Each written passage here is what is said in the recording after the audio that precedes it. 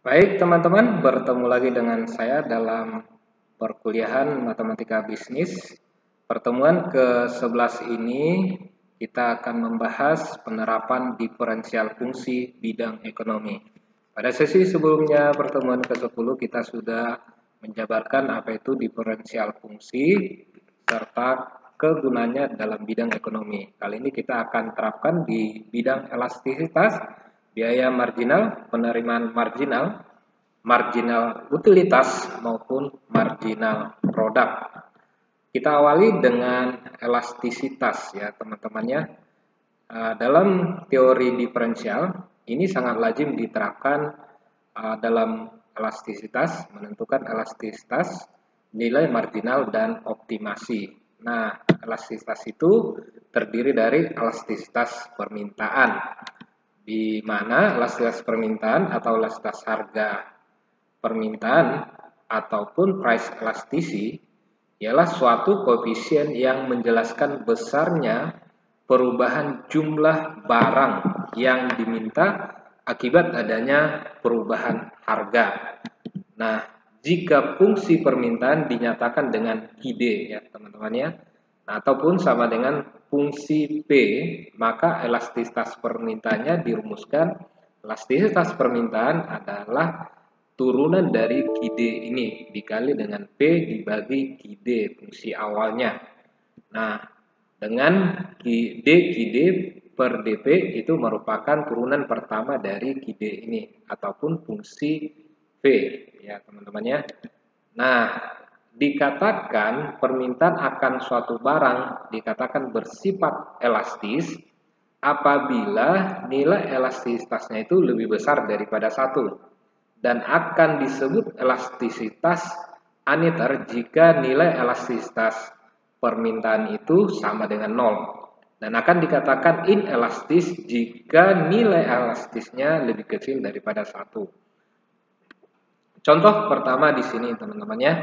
Ini ada kasus fungsi permintaan akan suatu barang ditunjukkan oleh persamaan QD sama dengan 25 kurang 3P kuadrat. Nah, ini fungsi permintaannya ataupun QD ya teman-teman ya. Tentukan elastisitas permintaan pada tingkat harga P sama dengan 5 atau price sama dengan 5. Dimana dengan fungsi QD, fungsi permintaan 25 kurang 3P kuadrat. Nah, pertama kita identifikasi dulu, kalau tadi fungsi permintaannya QD-nya 25 kurang 3P kuadrat. Karena di sini yang kita gunakan adalah teori diferensial, maka kita turunkan. Nah, turunan daripada QD ini adalah min 6P. Di sini saya tidak akan bahas lagi bagaimana mencari turunan pertama dari sebuah fungsi itu ya teman-teman ya. Jika teman-teman mahasiswa sudah lupa, silakan cek di video-video sebelumnya masih di channel ini juga ya teman-teman ya. Jadi langsung 2 kali min 3 min 6P. P-nya jadi pangkat 1. Inilah kiaksen D-nya atau turunan pertama dari QD. Nah, dari sini bisa kita substitusikan ke formulanya teman-teman ya. Bahwa nilai elastisitas permintaan itu adalah kiaksen D-nya dikali P per QD-nya. QD itu adalah fungsi awalnya, teman-teman ya. Nah, tinggal disubstitusikan karena di sini tadi sudah ketemu turunan pertamanya atau DQD per DP yaitu min 6P kalikan dengan P pada posisi tertentu, pada tingkat harga tertentu. Nah, dibagi dengan QD. QD itu fungsi awal ya, teman-teman ya. Dari sini langsung masukkan ke sini. Nah, kemudian substitusikan harga atau nilai P sama dengan 5 karena yang diminta adalah berapa atau tentukan elastisitas permintaan pada tingkat harga P sama dengan 5. Jadi tinggal disubstitusikan P sama dengan 5. Di sini kita sudah ketemu ya teman-teman ya. Ini kita udah ketemu bahwa min 6 kali 5 tinggal disubstitusikan aja yang nilai P yang di sini, setiap nilai P yang di sini dengan P sama dengan 5 ya teman-teman ya. Nah, P5 kemudian kalikan ya Ini P-nya 5 ganti, kemudian 3 kali 5 kuadrat ya.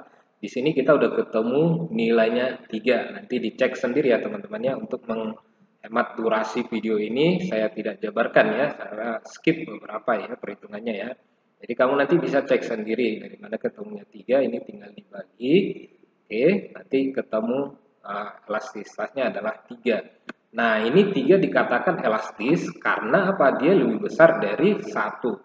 Yang artinya nilai elastisitas 3 di sini berarti bahwa apabila dari posisi harga P sama dengan 5, jika harga naik ataupun turun sebesar 1%, maka jumlah barang yang diminta akan berkurang ataupun bertambah sebanyak 3%. Jadi di sini dikatakan 3 itu elastis jika harga naik ataupun turun sebesar 1% pada posisi harga P5, maka jumlah barang yang diminta akan berkurang ataupun bertambah sebanyak 3%. Ya, gitu ya teman-temannya. Jadi kamu simak lagi penjelasannya, ulang lagi, pause lagi, ulangi lagi video ini sampai kamu paham benar-benar ya. Baik, kita lanjut elastisitas penawaran. Apa itu elastisitas penawaran? Elastisitas penawaran itu suatu koefisien yang menjelaskan besarnya perubahan jumlah barang yang ditawarkan akibat adanya perubahan harga. Jadi jumlah barang terhadap perubahan harga. Jika fungsi penawaran dinyatakan dengan QS, kalau tadi fungsi permintaan QD, nah, di sini fungsi penawaran adalah QS sama dengan fungsi P. Maka elastisitas penawarannya adalah NS atau ini elastisitas penawarannya sama dengan nilai turunan pertama dari QS-nya ini. D DP kali P per QS ya. QS itu fungsi awalnya. Jadi hampir-hampir sama kalau tadi permintaan ini QD, sekarang penawaran ini QS. Ya, bedanya di D dan S-nya ya teman-teman ya. Nah, di mana D QS per DP ini tak lain adalah turunan pertama dari QS atau turunan pertama dari fungsi P. Nah, penawaran akan suatu barang dikatakan bersifat elastis ya. Penawaran ini akan bersifat elastis jika nilai elastisitasnya lebih besar 1 dan akan bersifat elastis unmeter jika NS-nya ini, nilai elastisitasnya ini sama dengan 0 dan akan disebut inelastis jika nilai elastisitasnya di bawah 1 ataupun lebih kecil dari 1. Oke. Nah, contohnya fungsi sebuah penawaran, suatu barang dicerminkan oleh QS sama dengan min 200 ditambah 7P pangkat 2, 7P kuadrat. Berapa elastisitas penawarannya pada tingkat P sama dengan 10 dan pada P sama dengan 15. Nah, kita awali dengan cara mengambil fungsi pertamanya yaitu QS-nya. Nah, kemudian cari turunan pertamanya, nanti kita substitusikan ke sini ya teman-teman ya. Turunan pertamanya atau Q aksen S karena DQS per DP ini merupakan Q aksen S juga ya. Nah, sama dengan turunan pertamanya adalah 2 kali 7 14P pangkat 1. Jadi turunan dari min 200 itu diabaikan karena nilainya 0 ya teman-teman ya. Nah, selanjutnya tinggal dimasukkan ke rumus ya.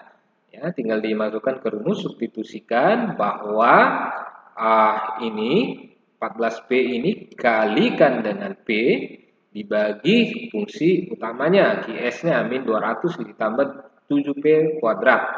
Nah, di sini ketemu karena ini formula sudah ketemu, tentukan pada P10 ya, substitusikan pada P10. Di sini kita awali dengan P10. Maka nilai elastisitas penawarannya adalah 10 14 kali 10.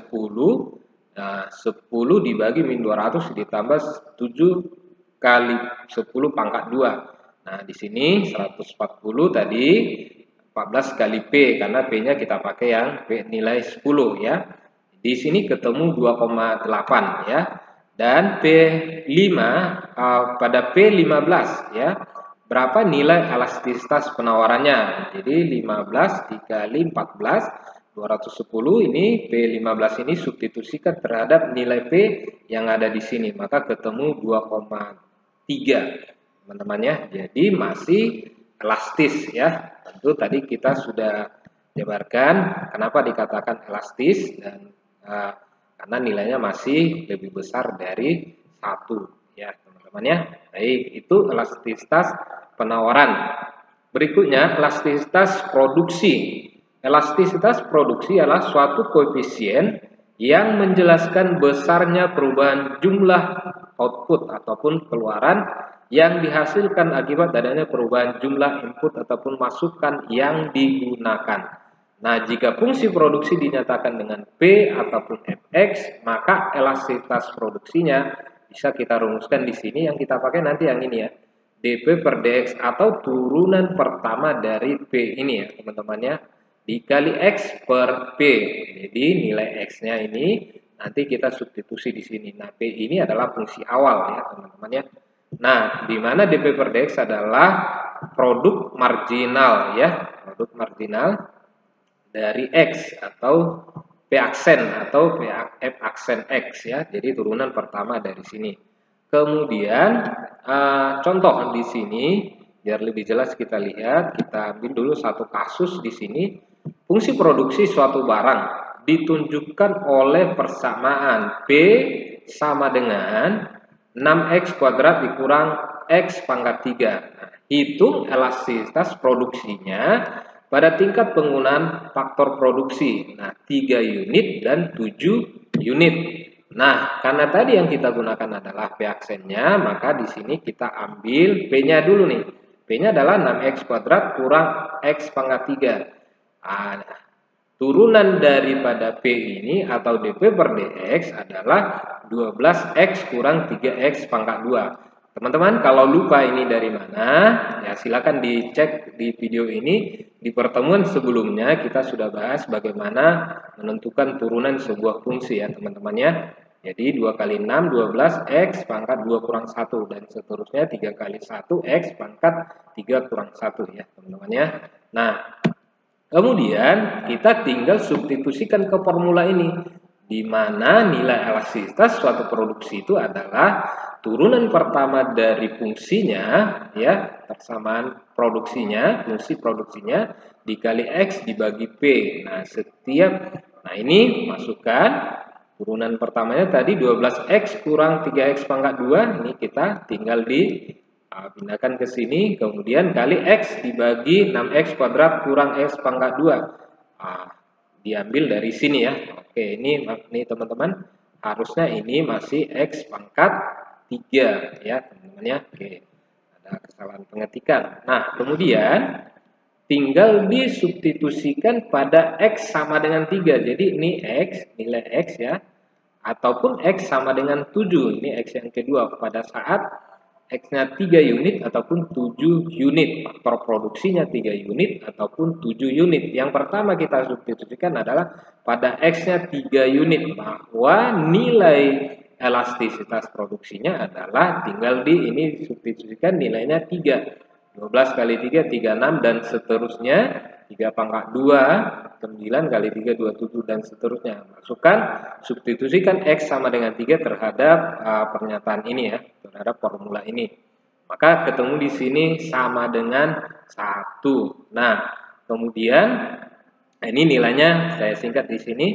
36 kurang sini adalah ini jabarannya ya, nanti kamu cek lagi pakai alat bantu juga nggak apa-apa, sehingga ketemu nilai elastisitas produksi pada saat F3 adalah 1 teman-teman ya.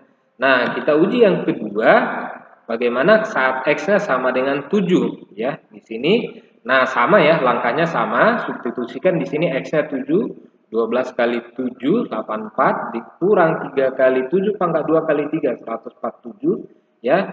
Hingga ketemu di sini, setelah lanjut nanti X-nya 7, masukkan semuanya X-nya 7 ini. Oke, nanti akan ketemu ya teman-teman ya, nilainya bahwa hasilnya adalah 9 ya teman-teman ya. Oke. Oke, nah selanjutnya di sini kita masuk ke yang kedua tentang biaya marginal. Marginal cost ya, disebut juga biaya marginal itu disebut juga marginal cost dalam bahasa Betawi, orang Betawi yang tinggal di Amerika tentunya ya teman-teman ya.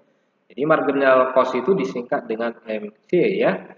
Ialah biaya tambahan yang dikeluarkan untuk menghasilkan satu unit tambahan produk ya. Jadi marginal cost ini atau biaya marginal ini merupakan biaya tambahan yang dikeluarkan untuk menghasilkan satu unit barang, satu unit tambahan produk ya teman-teman ya.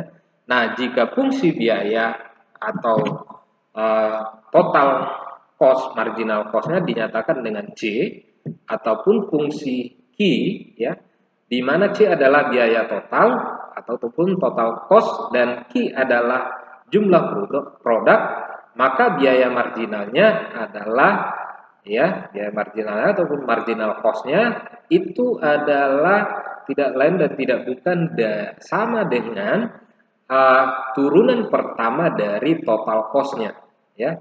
Jadi C aksen 1 ataupun DC per DQ. Oke, nah kita lihat di sini contoh kasus ya teman-teman ya.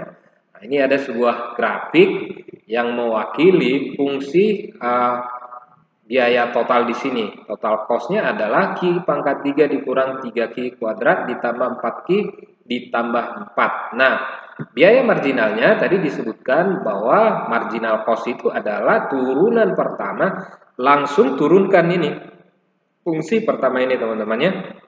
Jadi langsung diturunkan, itulah biaya marginalnya, yaitu, nah ini sudah gampang ya, tinggal diturunkan 3Q pangkat 2, ya, ini maju, 3 turun, di pangkat 3 kurang 1, 3Q pangkat 2, kemudian 2 kali 3, 6Q pangkat 2 kurang 1, nah, pangkat 1.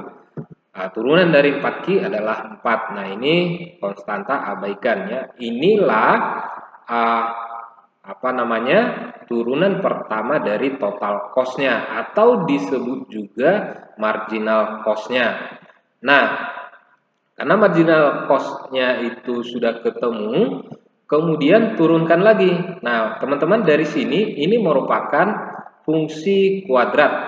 Nah, fungsi kuadrat F aksen 1 itu turunan pertama itu menandakan apakah dia fungsi naik ataupun fungsi turun ya teman-teman ya. Nah, di sini dia terlihat dari fungsi ini dia terbentuk sebuah fungsi yang kurvanya terbuka ke atas. Nah, ini dia nih, marginal cost-nya terbuka ke atas. Nah, yang pasti jika turunan pertamanya itu nilainya pertama itu turun, kemudian naik lagi, itu dia kurvanya akan terbuka ke atas. Nah, jadi ini kaitannya dengan yang kemarin kita bahas fungsi naik dan fungsi turun. Kira-kira seperti ini sketsanya ya teman-temannya. Nah, kemudian turunan keduanya ataupun turunan kedua dari total cost ini ataupun turunan pertama dari margin cost ini, langsung kita turunkan lagi ya. 6Q tadinya Q pangkat 2 menjadi Q pangkat 1 kurang 6. Ini dia. Nah, teman-teman, jika ini ada syaratnya ya. Ingat, jika Y aksen 2 ataupun turunan kedua daripada sebuah fungsi itu sama dengan 0, pada Y aksen 1 sama dengan 0, maka titik ekstrimnya adalah titik minimum. Nah, seperti ini dia. Jadi dia kalau dia terbuka ke atas atau Y aksen 2-nya itu lebih besar 0 ataupun Y aksen 1-nya sama dengan pada saat Y aksen 1 sama dengan 0, maka dia akan memiliki titik ekstrim minimum atau titik balik minimum di sini ya, teman-teman ya. Dan Y sama dengan Fx berada pada titik belok saat Y aksen 2-nya sama dengan 0. Nah, kita cek ya, teman-teman ya. Maka di sini marginal cost-nya minimum jika marginal turunan pertamanya sama dengan 0. Turunan pertama daripada marginal cost itu sama dengan 0, masukkan ya.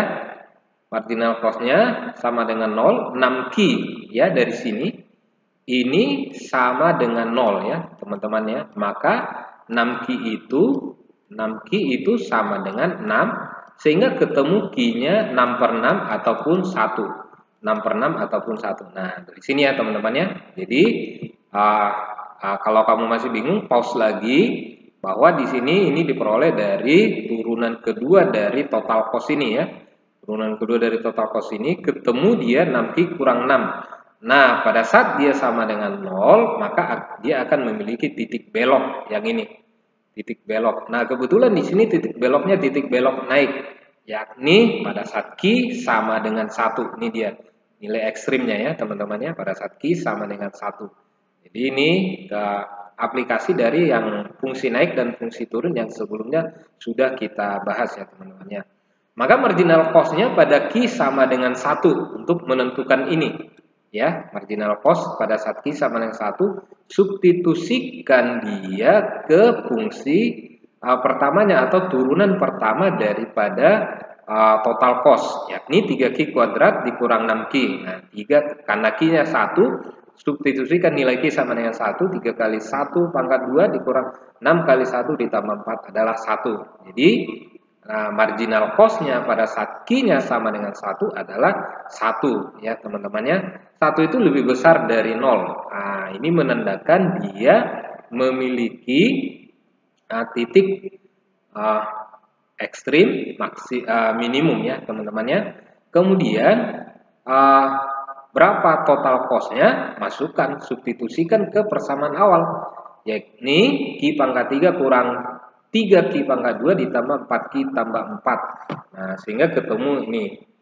Setelah disubstitusi, marginal cost-nya yang ini, nilai marginal cost didapat dari sini 1, substitusikan ke fungsi awalnya, yaitu total cost-nya yang ini, maka nanti masukkan nih nilai Ki sama dengan 1, sehingga ketemu C-nya atau total cost-nya adalah 6. Ini marginal cost ataupun total cost ya teman-teman ya. Nah, jadi ketemulah titik 16 ya, ketemu titik 16. Inilah titik balik minimumnya ya, titik balik minimumnya, atau ini 1 itu nilai ekstrim, 1 itu Ki-nya dan 6 itu merupakan nilai ekstrimnya. Nah, dalam hal ini disebut dia total cost-nya. Oke teman-teman ya. Baik, kalau kamu masih belum paham, silakan di pause lagi, diulang lagi, pause lagi, diulang lagi. Nah, untuk menghemat durasi video ini, kita langsung lanjutkan ya teman-temannya. Yang ketiga, penerimaan marginal. Biaya marginal ataupun marginal revenue ialah penerimaan tambahan yang diperoleh akibat bertambahnya 1 unit output atau pengeluaran yang diproduksi atau yang terjual. Jika fungsi total penerimaan ya, total revenue ataupun R sama dengan fungsi Ki, FQ, di mana R melambangkan total penerimaan dan Ki adalah jumlah output ataupun pengeluaran, maka penerimaan marginalnya adalah marginal revenue sama dengan, nah langsung turunan pertama dari total revenue atau total penerimaan ya teman-temannya, DR per DQ. Nah, fungsi total penerimaan yang non-linear biasanya akan berbentuk kuadrat atau parabolik. Jadi parabolik yang terbuka ke atas ataupun parabolik yang terbuka ke bawah. Dan fungsi penerimaan marginal akan berbentuk linear. Nanti itu yang kita sebut di sesi sebelumnya itu garis singgung ya teman-teman ya. Nah, kurva penerimaan marginal atau marginal revenue selalu mencapai 0. Tepat pada saat kurva total penerimaan atau total revenue R berada pada posisi puncak. Nah, contoh kasus di sini, andaikan fungsi permintaan akan suatu barang ditunjukkan oleh P sama dengan 16 dikurang 2Q. Berapa total penerimanya atau R-nya? Nah, kita lihat di sini sketsanya. Nah, kita buatkan sketsa ini dari sini. Ini kan dia merupakan P ini ya teman-temannya, P ini merupakan fungsi linear ya. Nah, ini bisa substitusikan ya, bisa kamu menentukan Q-nya berapa, P-nya berapa, Q-nya, titik-titik potong ini Berapa P saat Q 0, berapa Q saat P 0 gitu ya. Untuk menentukan titik-titik potong ini. Silakan lihat video di sesi sebelumnya untuk membuatkan sketsa ini ya teman-teman ya, cara membuat sketsa ini. Nah, di sini penyelesaian yang kita tawarkan bahwa total revenue ataupun R adalah P kali Q ya. R itu P kali Q ataupun fungsi Q sama dengan 16 dikurang 2Q dikali Q ya. Jadi P-nya tadi 16 dikurang 2Q dikali Q sehingga ketemu 16Q kurang 2Q kuadrat. 16 kali Q 16Q min 2Q dikali Q min 2Q kuadrat. Penerimaan marginalnya atau marginal revenue-nya sama dengan R aksen 1 total revenue nih diturunkan. Jadi turunan dari total revenue-nya yakni 16 dikurang 4Q. Nah, saya nggak perlu jabarkan lagi ya. Saya rasa masing-masing sudah bisa menurunkan ini ya teman-teman ya. Nah, jika sudah lupa cara pendiferensialannya silakan dicek di video sebelumnya, masih di channel ini juga teman-teman ya, untuk menghemat durasi video ini ya. Nah, dari sini kita ketemu bahwa margin revenue atau biaya marginalnya adalah 0 pada saat Q-nya sama dengan 4 ya.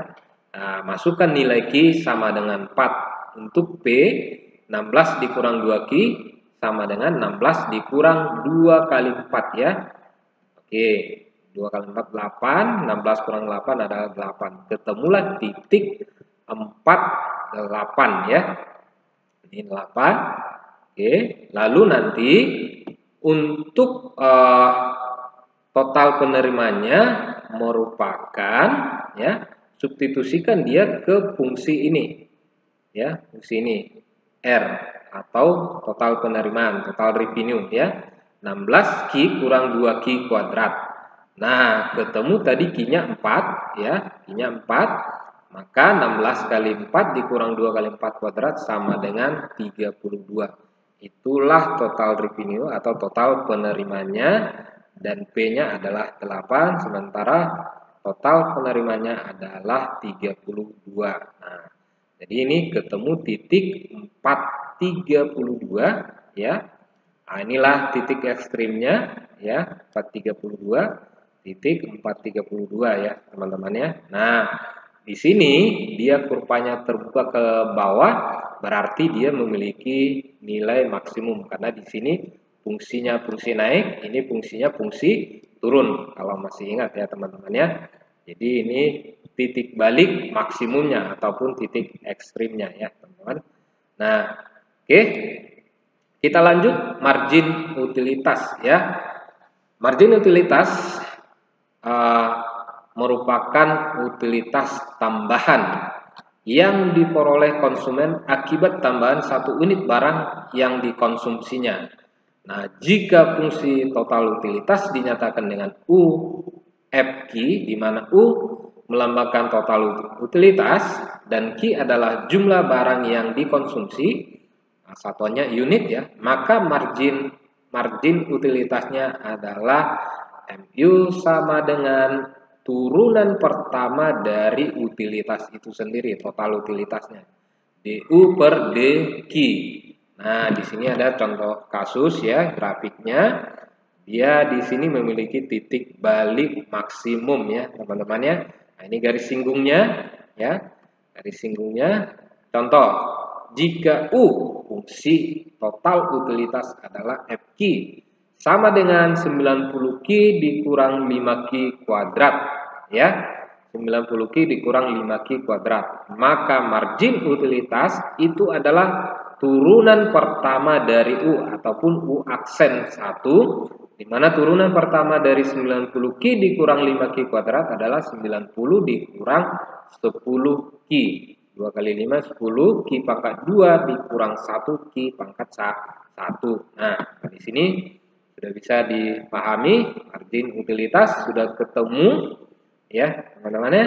Lalu U akan maksimum ya, akan maksimum. Ini dia titik ekstrimnya ya, rasioner ya.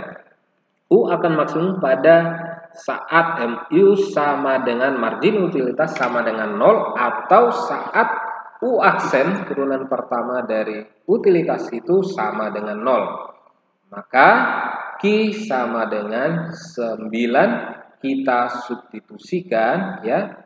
Jadi ini U aksennya sama dengan 0. Jadi 90 dikurang 10 Q itu sama dengan 0, maka min 10 Q ya, itu sama dengan min 90 ya.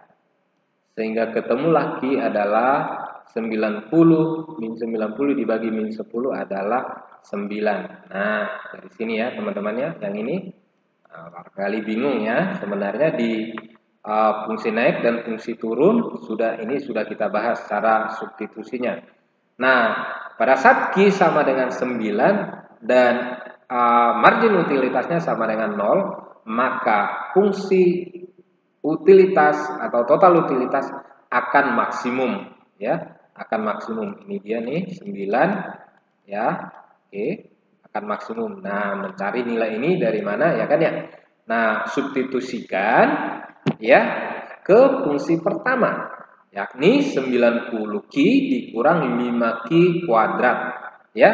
90 Q-nya tadi 9 kali 9 dikurang 5 kali 9 kuadrat ya. Ya, tinggal dikalikan lalu dikurangkan ya teman-teman. Ketemulah total utilitas akan dia maksimum pada saat 405 ya. Nilai utilitas atau total utilitasnya itu 405 ya pada saat Q-nya sama dengan 9 unit. Artinya di bawah 9 dia akan turun ya, di atas 9 juga dia akan turun dan dia akan maksimum pada saat Q-nya 9 dan margin utilitasnya ataupun total utilitasnya 405 ya teman-teman ya. Oke, jadi kalau misalkan masih kurang paham atau terlewat, silakan di pause dan diulang lagi sampai paham ya teman-teman ya. Oke, kemudian produk marginal. Apa itu produk marginal ataupun marginal produk ya? Disingkat dengan MP ya. Ialah produk tambahan yang dihasilkan dari suatu unit tambahan faktor produksi yang digunakan. Nah, di sini ada sebuah grafik ya. Ya, di sini ada sebuah grafik. Nah, ini P-nya, produknya. Jika fungsi total produk atau P dinyatakan dengan P adalah Fx ya. P adalah Fx ya, ini P-nya dan ini biasanya di sini Q ya. Di mana P melambangkan jumlah total produksi dan X adalah jumlah input ataupun masukan. Nah, di sini X ya. Nah, teman-temannya, maka margin produknya adalah marginal produknya disimbolkan dengan MP sama dengan turunan dari fungsi total produknya ya teman-temannya, dP per dx. Nah, contoh kasus di sini ada catatan bahwa kurva marginal produk selalu mencapai nilai ekstrimnya, nilai maksimum pada saat total produknya P berada pada posisi titik beloknya. Nah, produk total atau total produk akan mencapai puncaknya ketika produk marginalnya sama dengan 0. Jadi produk marginal produk ini pada saat dia sama dengan 0 akan mencapai total produk atau puncak ya teman-temannya. Nah, kita lihat penjabarannya. Kemudian di sini contoh fungsi produk total di sini yang P ya dijadikan sebuah fungsi adalah 9x kuadrat dikurang x pangkat 3. Nah, bahwa produk marginalnya adalah turunan pertama dari total produknya. Ya udah turunkan ya teman-temannya, P aksen 9 kali 2 18x, tadinya pangkat 2 jadi pangkat 1, x pangkat 3 min 3x pangkat 2. Ini produk marginalnya atau marginal produknya. Kemudian P akan maksimum ya, teman-teman. Total produk akan maksimum pada saat P aksen sama dengan 0. Jadi pada saat P aksen ini sama dengan 0 ya, jadikan ini sebuah persamaan. Ini sama dengan 0. Nah, dengan P maksimum adalah 108 pada X sama dengan 6. Jadi X sama dengan ini kita ambil dari sini faktornya ya. Ini kita faktorkan ya teman-teman ya. Di video-video sebelumnya kita sudah bisa memfaktorkannya ya teman-teman. Di sini saya langsung ketemu ambil nilai X sama dengan 6 diantara faktor dari 18X kurang 3X kuadrat ini adalah X, salah satunya X-nya adalah 6. Ya, dengan P maksimum adalah 108. Jadi ini kita substitusikan X sama dengan 6. Ya, maka akan ketemu P maksimum sama dengan 108.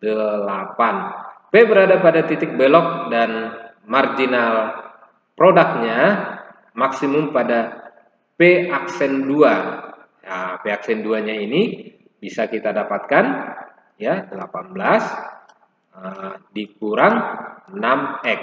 Ini sudah berbentuk linear ya teman-teman ya. Nah, kemudian dari sini 18 kurang 6X akan sama dengan 0 sehingga ketemulah X-nya sama dengan 3 min 6X. Min 6X sama dengan min 18 ya. Min 6X sama dengan min 18, ketemu X-nya adalah min 18 dibagi 6 sama dengan 3. Oke ya, kalau ini tadi difaktorkan dulu, kalau ini langsung ya, tinggal dipindah ruaskan kemudian disederhanakan. Ketemulah X-nya sama dengan 3, ini dia. Nilai titik beloknya di sini ya, teman-teman ya. Titik beloknya. Nah, di sini ketemu titik beloknya, beloknya itu fungsi naik, belok naik ya, teman-teman.